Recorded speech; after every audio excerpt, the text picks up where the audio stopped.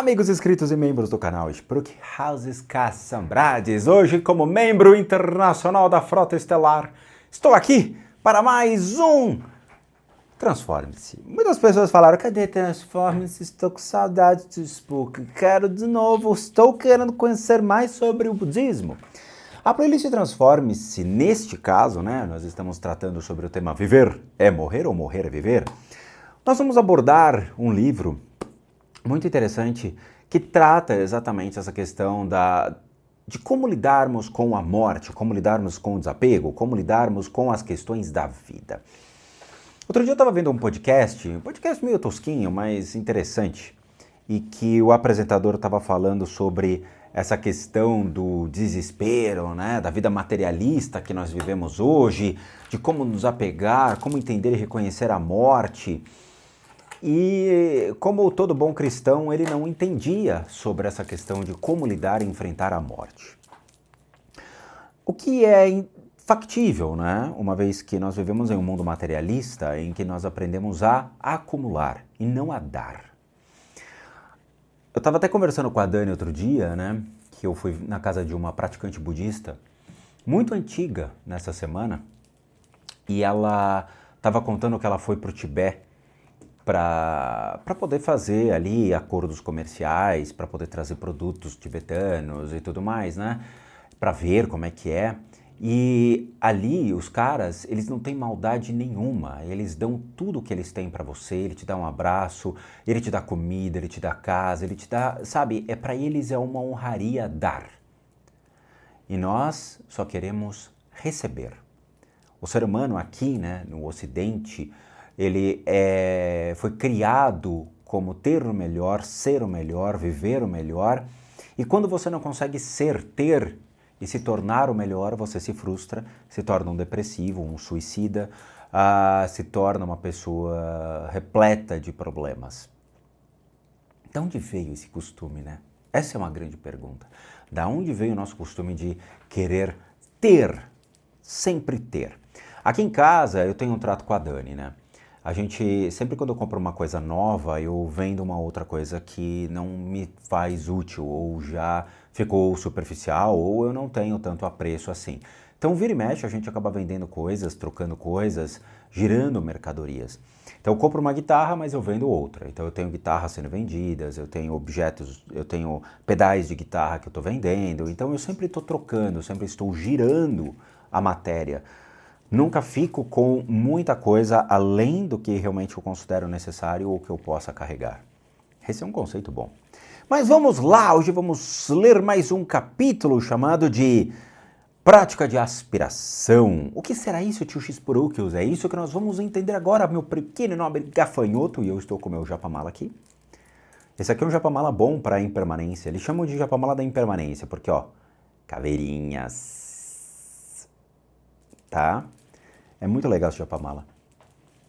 Bom, amigo, espero que o convidado venha enquanto você está vivo.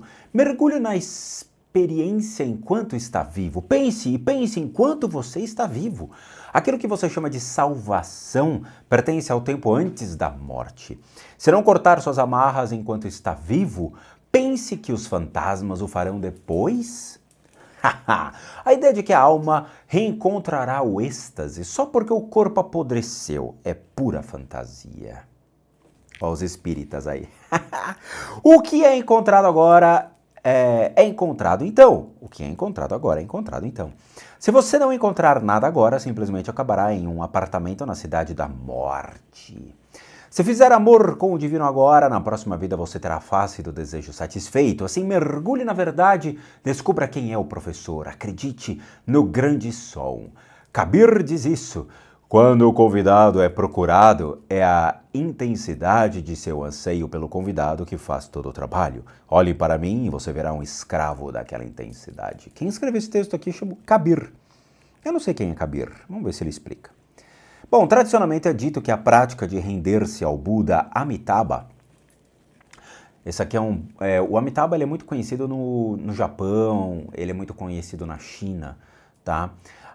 Algumas vertentes do budismo utilizam o Amitabha e eu vou explicar o que é. E estar prestes de aspiração para renascer com ele em Sukhavati é uma das melhores preparações de longo prazo para a morte. É uma prática recomendada, particularmente para aqueles que estão quase morrendo. Se preferir, você pode se render ao Guru Rinpoche, a voz está falhando, e aspirar a renascer com ele em Zandokpauri, ou Aryatara, cujo reino búdico é a terra das folhas de turquesa, ou qualquer Buda e reino búdico de que gostar mais. O Buda Amitabha, nesta última noite das noites, os arbustos sussurram, Buda, Buda. Vamos entender, eu vou explicar só algumas coisas para vocês entenderem, antes da gente entrar no texto, porque como é um livro para budistas e não para cristão, eu sei que é difícil entender. O que é um Buda Amitabha? Acredita-se que existem 5 Dhyani Budas. São 5 Budas primordiais que estão conectados nos nossos pontos de energia, por afinidades, e eu vou explicar. Então nós temos o Buda Vairochana, nós temos o Buda Amitabha, nós temos o Buda Akshobhya, nós temos o Buda Ratnasambhava e nós temos o Buda Amoghasiddhi. Isso eu estou lembrando, puxando da memória, não estou fazendo cola não. Cada um desses Dhyani Budas, eles estão conectados a um ponto de energia, por isso que o budismo só acredita em 5 pontos, embora o Mahamudra trabalhe com 10, tá? O budismo tradicional, ele trabalha com 5 pontos de energia, e dentro desses 5 pontos existem 5 cores, que seria o branco, o vermelho, o azul, o amarelo e o verde. E cada ponto de energia, por estar atrelado a uma cor, está atrelado a um Dhyani Buda que vibra a mesma cor. Então o Vairochana é branco, o Amitabha é vermelho, o Akshobhya é azul, o Ratnasambhava é amarelo e a Amoghasiddhi é verde. Cada um desses pontos ele tem um princípio, tá? Cada um deles tem uma emoção, cada um deles tem conectados a um dos reinos, tá? Tanto o reino dos animais, eles estão conectados em todos os princípios mais básicos da filosofia budista. Quando a gente fala então em Amitabha, Amitabha seria um Buda vermelho. O Buda vermelho está ligado muito a algumas tradições do budismo. Ele é o encaminhado, ele é direcionador das consciências no princípio de pós-morte. Existem 3 tipos de Amitabha, e o mais conhecido então é na versão, a gente tem Nirmanakaya e Sambhogakaya, que seria o Amitabha e o Amitayus, tá? Eles são só pontos de vista diferentes dentro de um caminho a ser percorrido. O Buda Amitabha é o responsável, então, por direcionar a consciência de uma pessoa para um reino que eles chamam de Sukhavati. Peraí, então existe um reino? Não, não existe um reino. Mas, tipo, você acabou de falar que existe um reino. Não existe um reino. Sukhavati é uma representação de uma terra pura, uma terra boa para se morar. Se você projetar, então, o que seria Sukhavati hoje no mundo, qual é o melhor lugar para se morar hoje no planeta? Ah, tio Spook, eu queria nascer nos Estados Unidos. Pô, Estados Unidos é foda, muito bom. Ah, eu queria nascer na Europa, eu queria nascer na Groenlândia, eu queria nascer na Islândia, eu queria nascer na Austrália. Esse é o seu Sukhavati. Sukhavati é aquela terra onde você quer nascer e projeta a sua consciência ser direcionada para um renascimento auspicioso neste lugar. Se você pega a sadhana, os textos sagrados de Amitabha, e eu tenho aqui em casa, o texto sagrado de Amitabha remete a um lugar repleto de benefícios, lugares bons, lugares realmente nobres para você poder reencarnar. Pô, então te explique, é simplesmente mecânico. Sim, as alegorias são criadas por uma mente ignorante. Por isso que eu falo, o budismo, ele não pode ser levado ao pé da letra, mas o povo brasileiro, o cristão, ele gosta de levar tudo ao pé da letra. Não se pode. As sadhanas, os textos, eles têm que ser explorados por um lado muito mais racional em entender o mecanismo, pois ele é inteiramente mental. Amitabha, Vairochana, Akshobhya são consciências e projeções da nossa própria mente. Akshobhya, por exemplo, é o Buda relacionado à raiva. Há problemas com pessoas que têm raiva. Então, aqueles que possuem muita raiva, né, e eu conheço vários, você tem que fazer práticas de Akshobhya. E existem famílias que utilizam dessas práticas no mundo em que quando uma pessoa morre em um estado enraivecido, ou era uma pessoa muito enraivecida, é contratado o serviço para encaminhar essa pessoa. E geralmente custa uma bica. A gente está falando ali tipo de R$ 1.000 para você poder encaminhar um falecido que morreu em raiva a uma situação, tá? Então, o Amitabha nada mais é do que uma consciência na qual a gente se apoia para que um processo de desapego natural do corpo aconteça. Mas é uma consciência que ela é muito primordial, muito básica, muito simplista em muitos aspectos. Porque existem consciências que são mais fortes, práticas que são mais fortes para realizar isso. O legal do Amitabha é que você realmente, quando você vai fazer então o seu encaminhamento natural, ou seja, um praticante budista que está morrendo, e ele começa a fazer as orações de Amitabha, que é pequenininha, a prática de Amitabha é pequena, não é grande não. Você automaticamente já entende o que está acontecendo e você já começa a projetar a sua consciência para um renascimento em um lugar que você considera bom. Então, se você quer renascer nos Estados Unidos, você começa a projetar a sua consciência para uma família boa que irá receber uma nova criança, a qual você vai reencarnar. Você entendeu? Não existe um reino, não existe nada místico nisso. É simplesmente um princípio de bioenergia do próprio corpo para você se auto-encaminhar. Mais nada. Por favor, não sejam cristãos nessa hora. Entendam as simples instruções que são passadas, porque o cristão gosta de colocar essa questão do reino maravilhoso, que nem espírita que fala que tem uma terra que plana sobre nós e tudo mais, né? Não existe nada disso, nada, é simplesmente você projetar a consciência para um lugar bom que você vai renascer. É só isso, você programa sua mente para o ato da morte e você fazer isso, tá? É meramente isso. Por compaixão a muitos de nós que precisamos de algo tangível em que nos agarrar, algo para suspirar e desejar, o Buda concedeu vários ensinamentos sobre o Buda Amitabha. Em geral, disse que Amitabha tem a cor vermelha.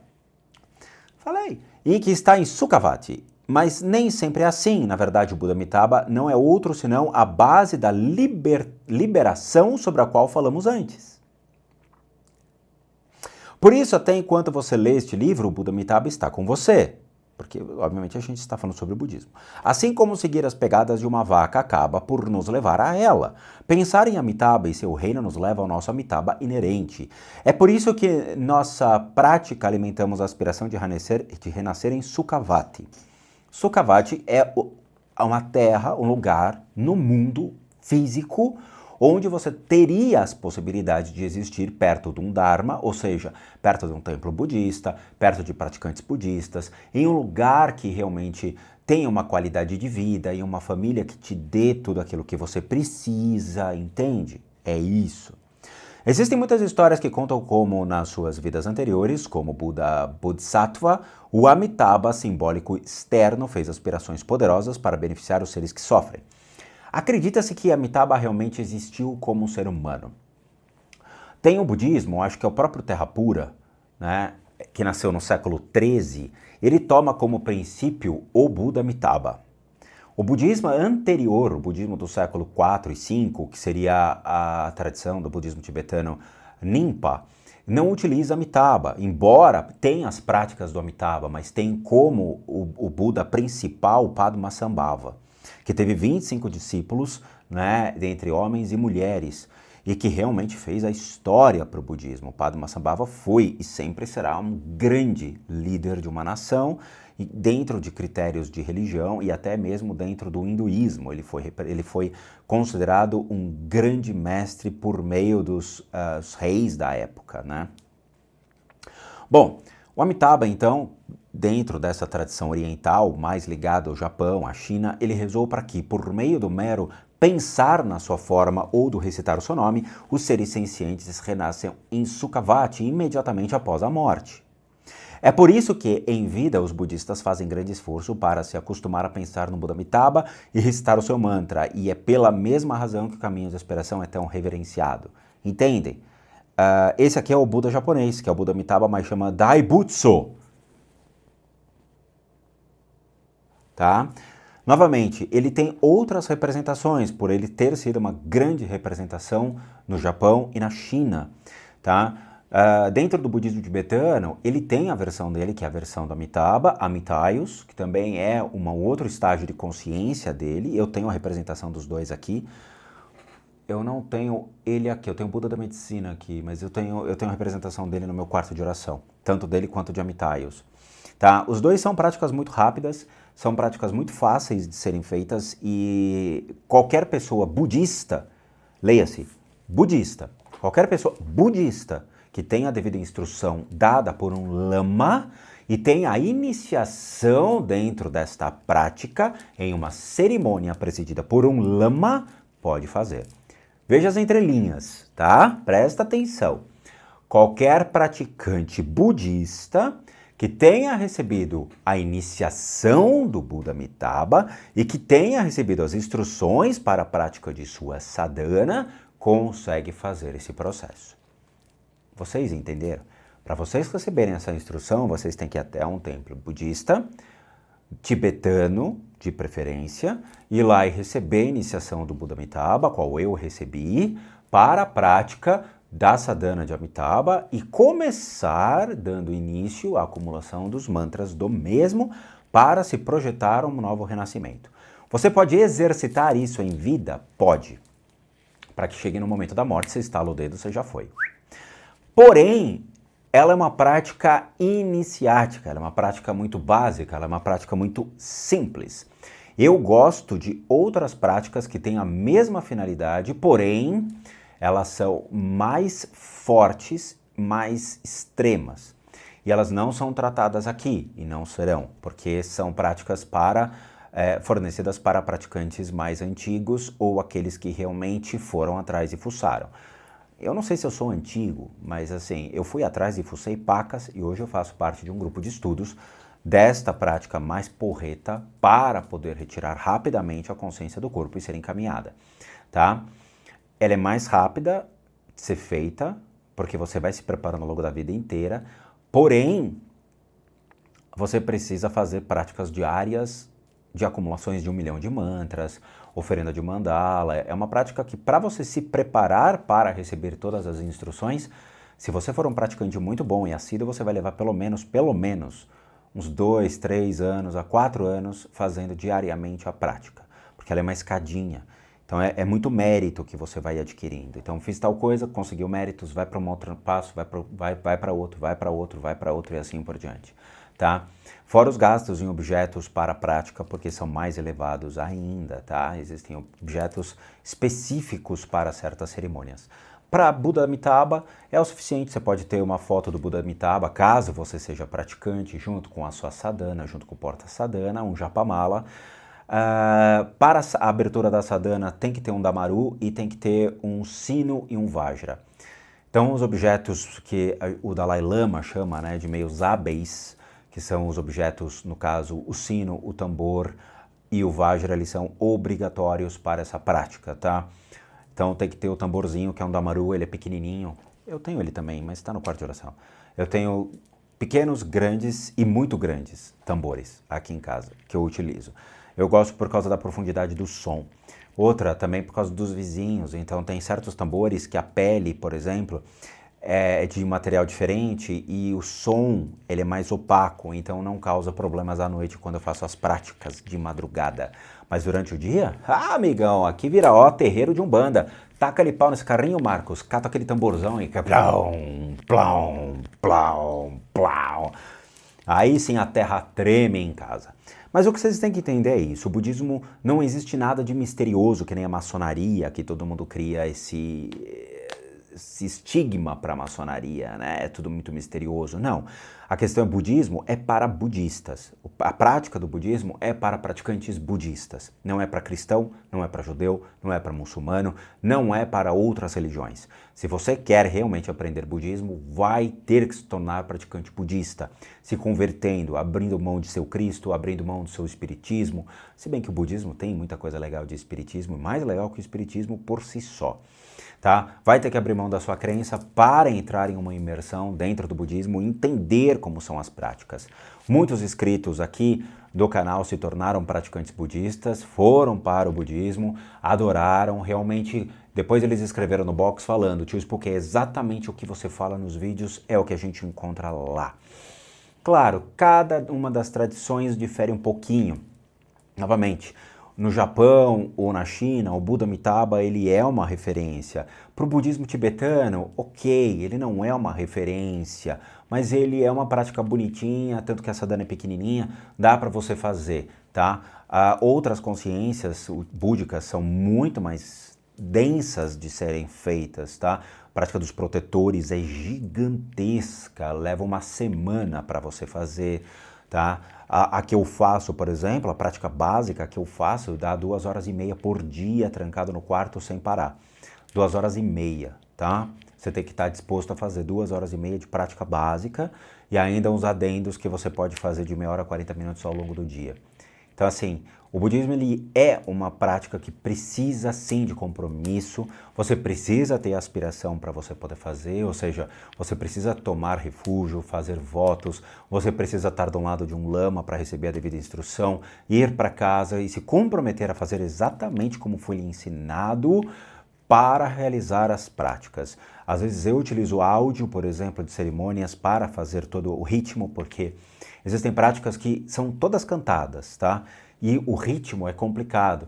Então tem ritmo que tem quebra de tambor, tem ritmos que são mais como se fosse o ritmo de batalha de guerra, sabe? É legal pra caramba o negócio. Então você tem que entender realmente as passagens de cada prática, as passagens de cada parte ali, quando você faz as oferendas no altar, tem tudo para vocês. A questão é dedicação. Por isso que essa necessidade de ter a aspiração, de ser comprometido, de realmente seguir aquilo que é ensinado. A gente vai fazer essa pausa, tem ainda um texto enorme para a gente poder falar sobre o Amitabha e essas práticas ainda mais detalhados, tá? Vamos ver o que ele vai trazer, mas é importante vocês entenderem. Vejam esse vídeo novamente, tá? Assistam, porque não existe uma terra como os espíritas acreditam. É simplesmente você projetar a sua consciência dizendo, cara, eu quero nascer na Irlanda, eu quero nascer na Groenlândia, e você fazer uma prática direcionada para o seu renascimento lá. Fazer com que sua mente dispare exatamente sem perder o foco, porque vai ter muita distração na hora da sua morte, para você entrar realmente ali e renascer rapidamente em uma criança que está nascendo agora na Irlanda, na Groenlândia, nos Estados Unidos. É simplesmente isso. Rápido, fácil, renasceu, já nasce lá falando um outro idioma, não é mesmo? Chique no último. Mas é isso. Tá bom? Muito obrigado por assistir o vídeo até agora. Como recadinhos finais, todo mundo que sabe que eu, Rodrigo, sou um terapeuta, um psicoterapeuta alternativo, sou licenciado nacional e internacionalmente por institutos que me habilitam, me capacitam para que por meio de técnicas complementares a gente passe a complementar a medicina e não substituir. Complementamos junto aos tratamentos ali a questão física, emocional, mental, e aí entramos no critério das limpezas de casa e as análises de casas. E para aqueles que querem passar por isso, devem encaminhar um e-mail para limpezadecasas@gmail.com e lá vocês vão ter todas as devidas informações, bem como os respectivos valores. Sim, eu cobro. Por quê? Porque eu não sou espírita, eu não sou pai de santo, eu não sou dono de terreiro, eu sou um profissional das práticas integrativas complementares. Para aqueles que querem ajudar o canal, nós temos 3 formas de doação, PayPal, seja membro, valeu, os 3 encontram-se aqui abaixo. Basta você clicar em qualquer um desses links e vai ser levado a uma pagininha. Lá vocês podem doar o valor que vocês quiserem ou puderem, que nos ajudem muito. E por último, o nosso site, casasassombradas.com.br, com muita coisa legal para vocês. Vejo vocês nos próximos vídeos e, como eu sempre digo nesta playlist, Namastê, meus nobres e queridos gafanhotos.